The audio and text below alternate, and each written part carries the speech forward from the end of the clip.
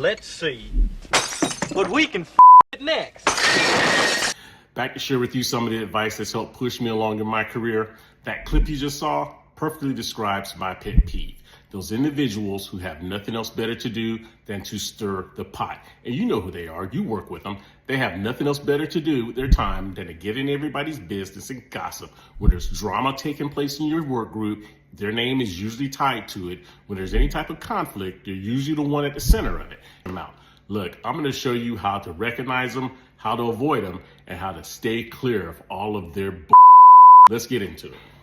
One of my few recruiting trips as a teenager, I spent time with this fifth-year senior who spent the majority of the time just, bad-mouthing the team, bad-mouthing the coaches. And, when I walked away, I was wondering, man, do I really want to come here?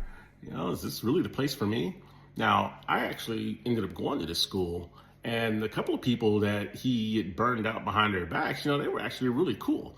And it's the same thing when you join a new work group or if you start a new job.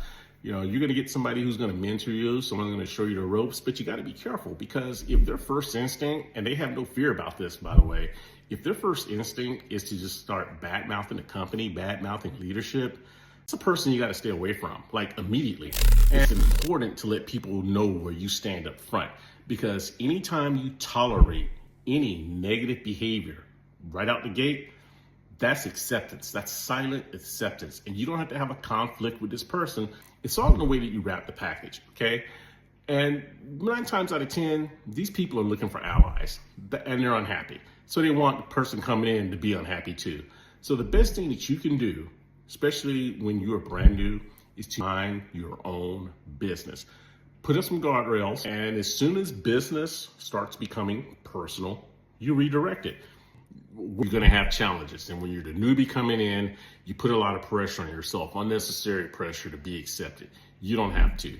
Do your job, be the best you can, be honest, okay? And put forth genuine effort. You're going to be fine. Keep listening as you climb.